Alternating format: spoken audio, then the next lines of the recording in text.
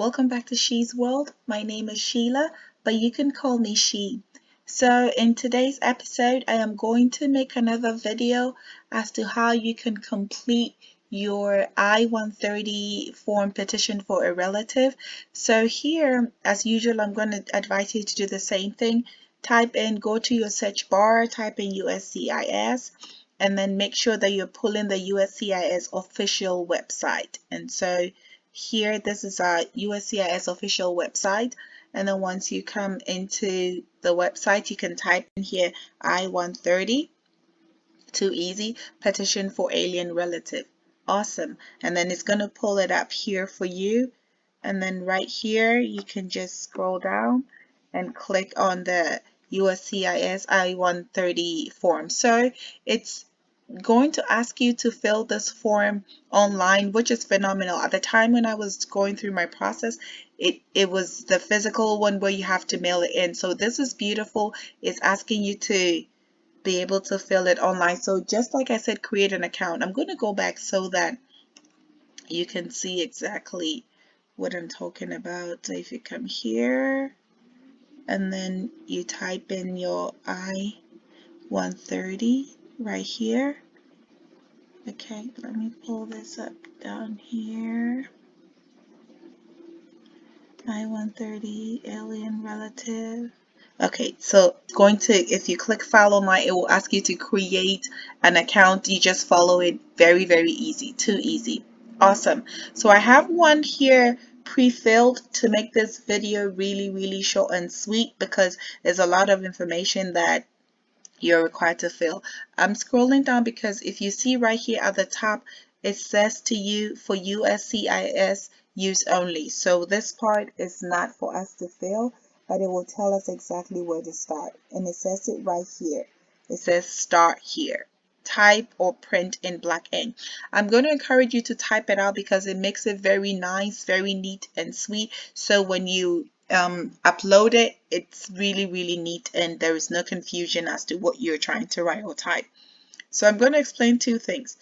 In this particular form, it's going to be talking about a beneficiary and it's going to be talking about a petitioner. So to make it easy, the petitioner is the American citizen or green card holder trying to apply for their spouse.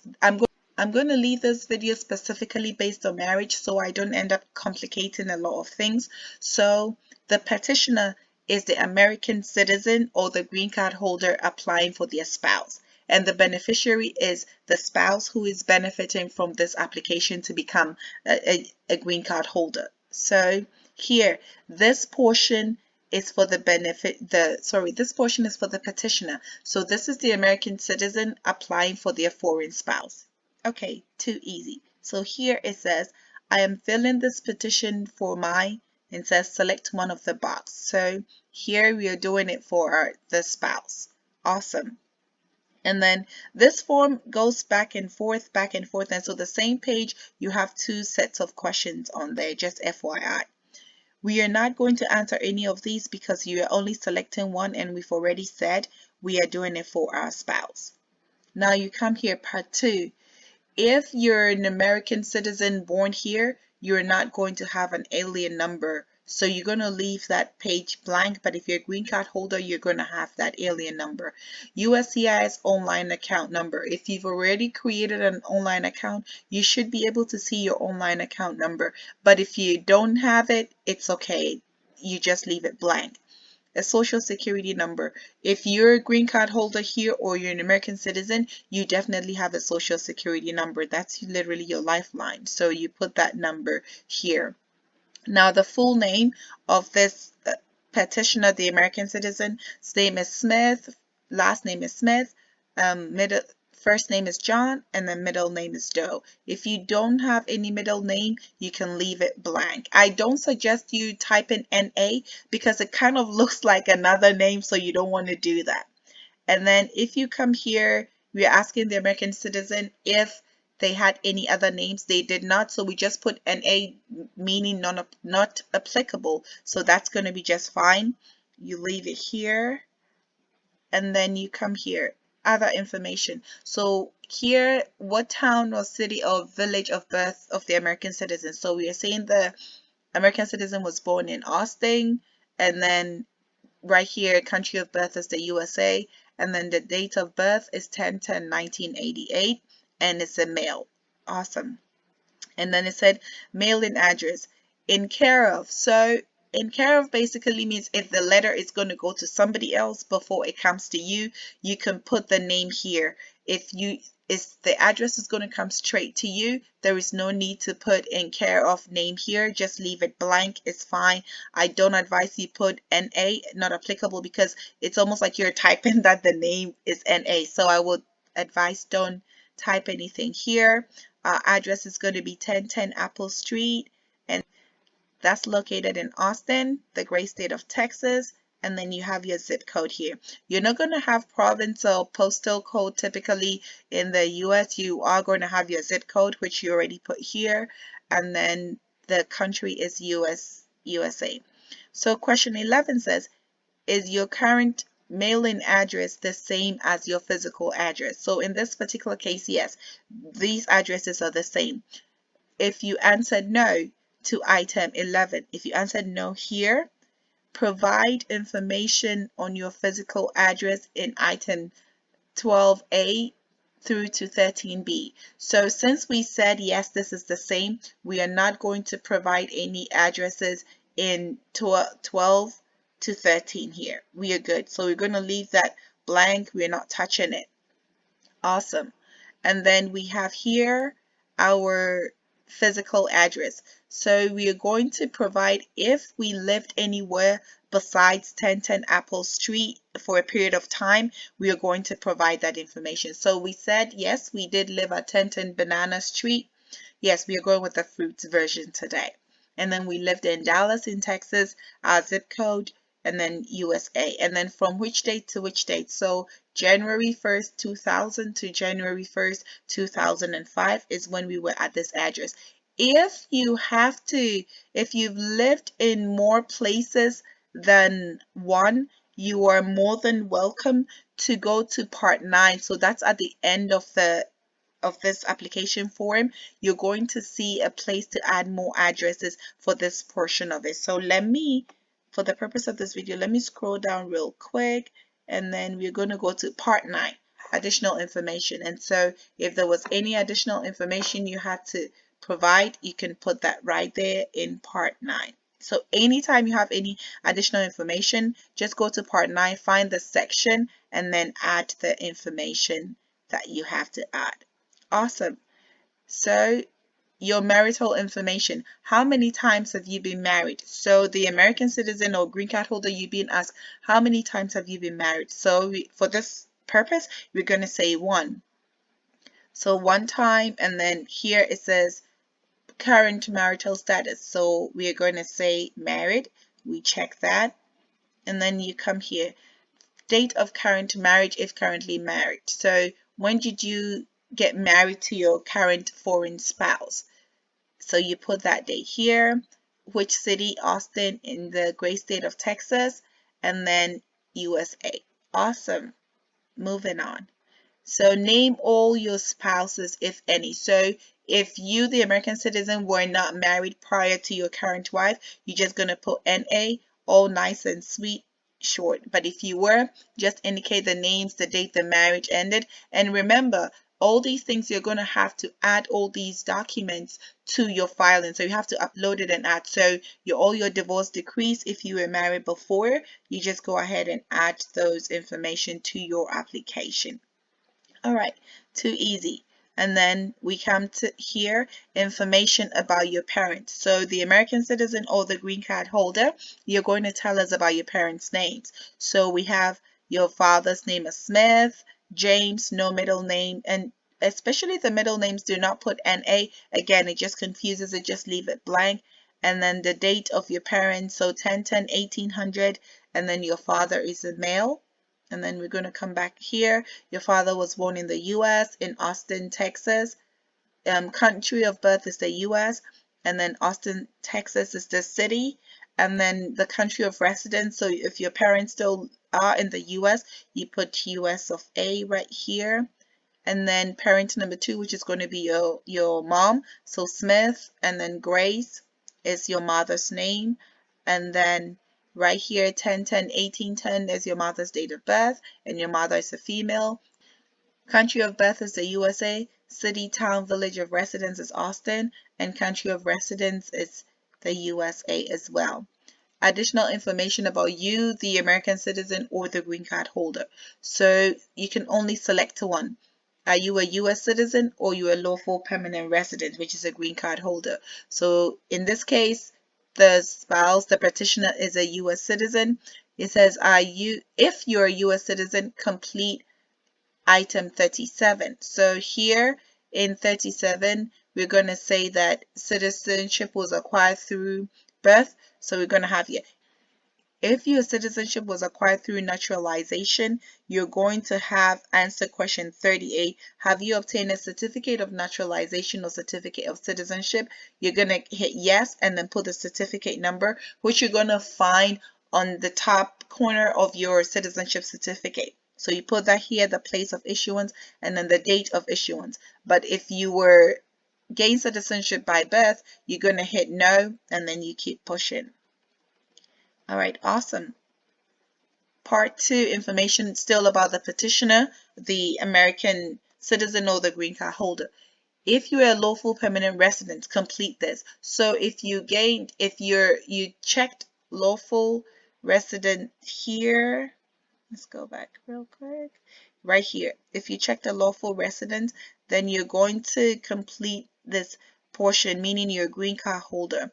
So you're going to class of admission is basically how did you come here. There are categories of visa. So B2 is for tourist visa. If you came with fiancé visa, student visa, whatever visa you came to the country with, you're going to type that here, the date that you came into America, the place of admission. And so if you came in through Dallas, Texas, you put Dallas here, and then the great state of Texas, you put that here. Did you gain lawful permanent resident status through marriage to a U.S. citizen or lawful resident? So however you gain your status, you're going to check it here.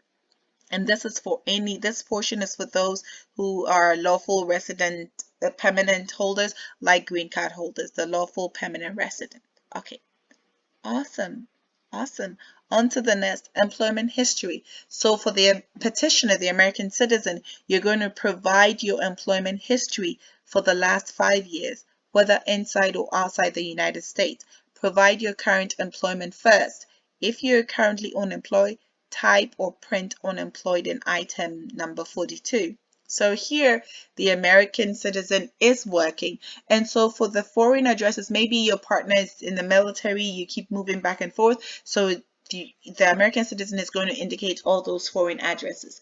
For the purpose of this video, we are going to stick to here just in America. So this person works for Apple CCTV. Let's just give the name of the company, Apple CCTV. The address is 1000 Apple Street in Austin, the great state of Texas. The zip code right here, and then the country. So you're going to leave the province and the postal code blank, because typically in America you just use your the country, the zip code, which you've already provided. So USA, and then the occupation is a doctor. Started 10/10/2000 with Apple CCTV Hospital. So awesome. And so it's going to give you present. The system is literally going to let you type that for you, populate that for you. Beautiful. So any other company that, because it's asking you for your employment in the last 5 years. So this one, however long you've been there, and then the other company that he worked for was Strawberry Company as well.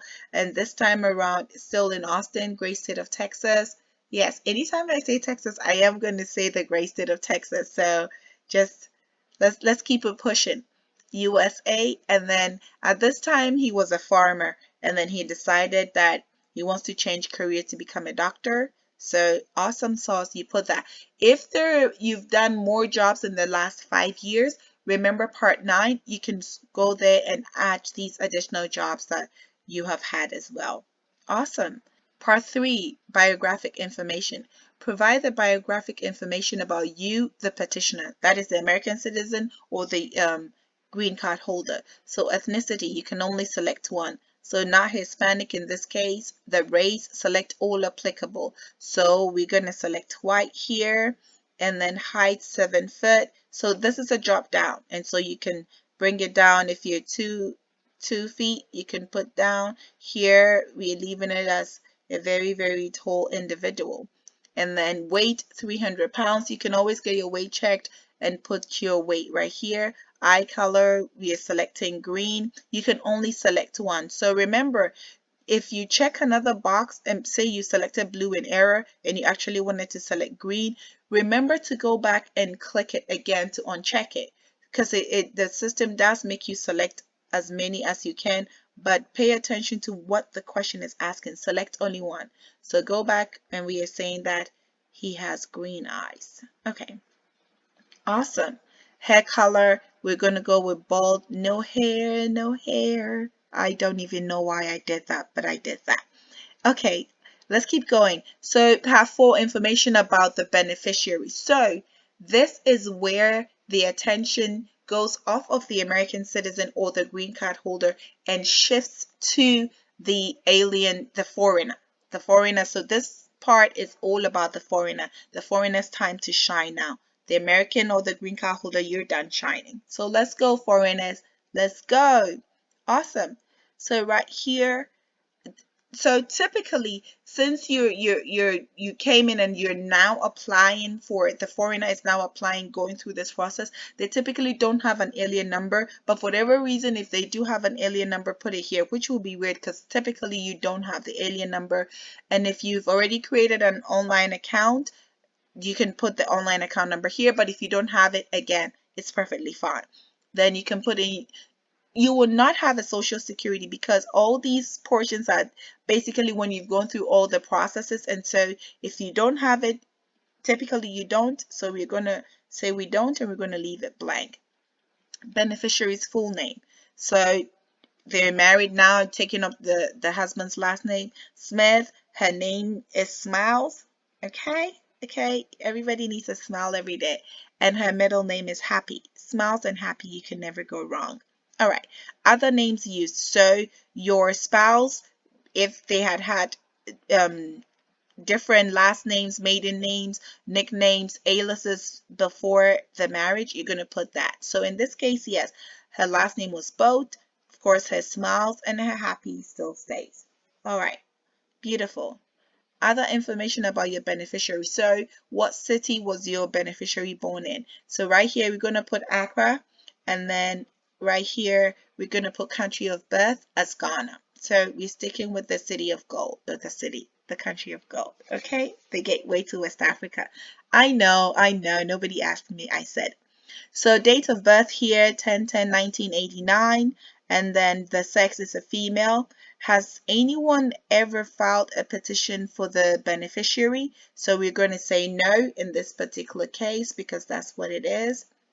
And then we're going to come to beneficiary's physical address. So it says if the beneficiary lives outside the United States in a home without a street number or name, leave item 11A to 11B blank. So right now, both the foreigner and the American citizen, they both live together. So we're going to leave it as 1010 Apple Street. They live in Austin, the great state of Texas. So 1010 Apple Street, Austin, the city is Austin, the great state of Texas. And then we have the zip code here. And then the country is going to be the USA. So other addresses and contact information. Provide the address in the United States where the beneficiary intends to live if different from item 11A through 11H. If the address is the same, type or print same. So it says if the address is the same, and in our case, the address is the same. If the address is not the same, you can obviously put in the correct address information here. Awesome.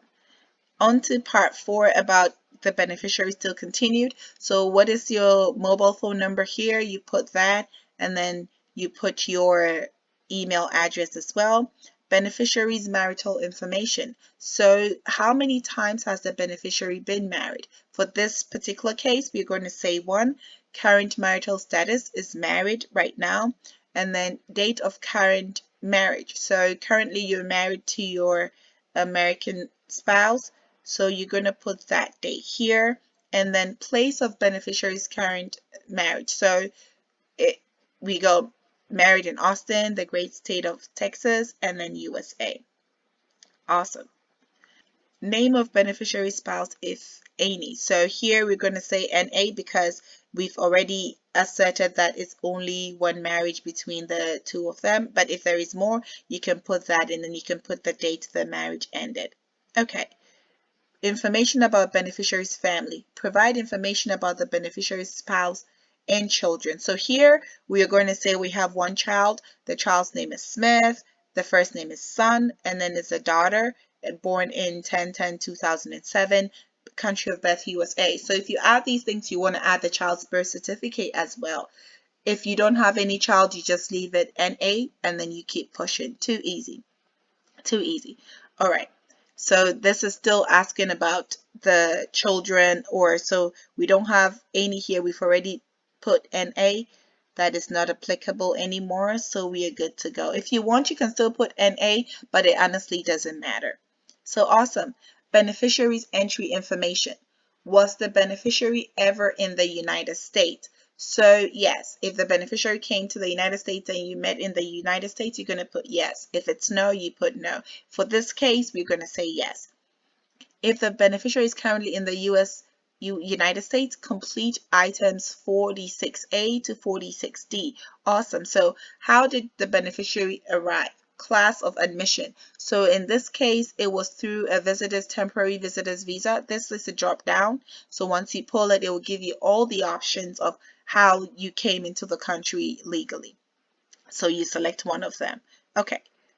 Form I-994. So here on this, initially when you would enter America, you would get this form with you. It will literally be attached to your passport, but they did away with that. So you have to go to the website of Department of Homeland Security to get this. When I filled mine, I actually left this blank. What I did indicate though was the stamp that they stamped. So when you enter, instead of the I-94, your passport is rather stamped. So the stamp indicates the date that you entered America. So here the stamp says 1/1/2005, and then this date authorized, date expired. So in the stamp as well, it's going to tell you when you're supposed to leave America. So if you had a stamp for 6 months, here in this case we are saying the stamp stated 6 months, so 6/1/2005. So again, all these things, you're going to take copies of it and attach it to your application as well. And then passport number here. Awesome. So you come here, and then travel document number. So because you came in, other people come into the country with a travel document. In our case, we did not. So we came in the legal way, visitor's visa. We have all the information that was needed. So we're going to put NA. And then country of issuance of passport or travel document. So here you're going to say Ghana. Okay. So expiration date of passport. So you're going to see this in your passport. You type that in here as well. Awesome. And then it says beneficiary's employment information. Provide the beneficiary's current employment information if applicable, even if they are employed outside of the United States. If the beneficiary is currently unemployed, type or print unemployed. So in this case, we are going to type in unemployed, and we are going to keep pushing. All right, awesome. So let's go here. And additional information about the beneficiary. Was the beneficiary ever in immigration proceedings? For this video, we're going to say no. But if they ever were, you check yes, and you select what the reasons were, the city, the state, and then the date for those proceedings. Okay. And then part 4, information about the beneficiary continued. If the beneficiary's native written language does not use Roman letters, type or print his or her name and foreign address in their native language. And so if your name is in, say, Chinese, Arabic has different, in Russian, whatever that is different from the English, the alphabets, you're not using Roman numerals, you're going to put that in here. And of course, you're going to attach the document that shows that your name is written differently in your native language. Easy. Okay. If filing for your spouse, provide the last address at which you physically lived together. If you never lived together, type or print never lived together in item number 59A. So here we are saying that since we came to America, we were living together at the same 1010 Apple Street, and I left my A out of my apple. There you go. Apple Street in Austin, the great state of Texas. And then we're going to put the zip code here. Okay. And then here in the USA. And from which date? So remember we said we arrived January 1st, 2005. So January 1st, 2005 till this date, we are still living together. Okay. Awesome. The beneficiary is in the United States and will apply for adjustment of status to that of a lawful permanent resident at the U.S. Citizenship and Immigration Services USCIS office in.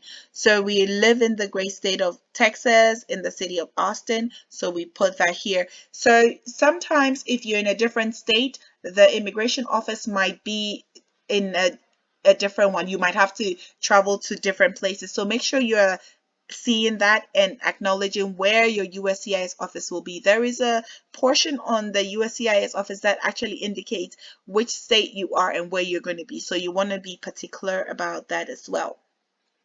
Okay, awesome. And then let's come here.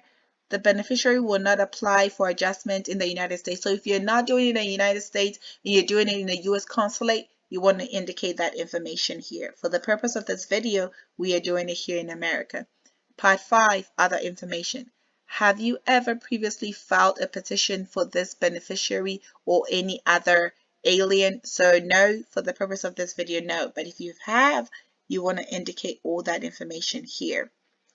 And then if you are also submitting separate petitions for other relatives, provide the names of and your relationship to each relative. So for this particular one, we're going to say no, we are not doing that. So we're going to keep moving. And then again, we're leaving this blank. So let's come here. It gives you some warnings here, which I think, and penalties here that you have to be very, very cautious. USCIS investigates the claim relationships and verifies the validity of documents you submit. If you falsify a family relationship to obtain a visa, USCIS may seek to have you criminally prosecuted. Penalties. By law, you may be imprisoned for up to 5 years or fined $250,000 or both for entering into a marriage contract in order to evade any U.S. immigration law. In addition, you may be fined up to $1,000 and imprisoned for up to 5 years or both for knowingly and willfully falsifying or concealing a material fact or using any false document in submitting this petition. This is so loud and clear. You want to make sure you're not falsifying any document. Okay. Part 6. Petitioner Statement, Contract Information Declaration and Signature. Read the penalty section for the Form I-130 instructions before completing this part, which we have done. Petitioner Statement. Note, select the box for either item 1A or 1B if applicable. Select the box for item number 2. So here we are saying the first one, I can read and understand English, and I have read and understand every question and instruction of this petition and my answer for every question. So we say we understand here. Awesome. We didn't use an interpreter or anything. So let's come back up here. It says petitioner's contact information. So the American citizen or green card holder is going to provide their phone number, their date, time, and I typically repeat the same number, and then the email address. Okay, awesome. Petitioner's signature, sign in ink. So after you're done with this, it will let you put the date, but it won't let you sign. So you're going to print this document and sign this portion right here, and then upload it back again So you scan it and you upload it back into your application. Note to all petitioners: if you do not completely fill out this petition or fail to submit a required document listed in the instructions, USCIS may deny your petition. So ensure that you are adding all the documents required, because this is an expensive and time-consuming form or application, and so you want to make sure you are indicating everything and doing it the right way the first time. All right. Part 7, interpreter's contact information. So if you solicited the help of an interpreter, all these sections are going to be for the interpreter. For the purpose of this video, we didn't use one, so we are going to leave all of these sections blank. We are not doing anything with it.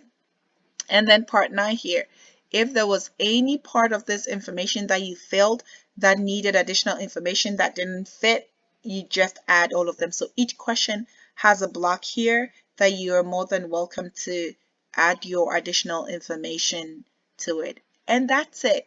We are done here. We are done completing Form I-130. Thank you so much for watching. Please like, comment, and subscribe. I'm going to see you in the next video as to how to complete the rest of the forms that go with I-130. Thank you. Bye.